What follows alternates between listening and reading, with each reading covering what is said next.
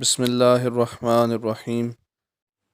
حضرت ابو درداء رضی اللہ تعالیٰ عنہ سے روایت ہے کہ نبی کریم صلی اللہ علیہ وآلہ وسلم نے فرمایا، مجھے اپنے کمزوروں میں تلاش کرو، تم اپنے کمزوروں کی وجہ سے ہی روزی اور فتح دیے جاتے ہو۔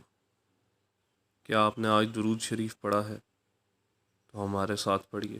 اللہم صلی علی محمد وعلی آل محمد کما صلیت علی ابراہیم وعلی آل ابراہیم انک حمید مجید۔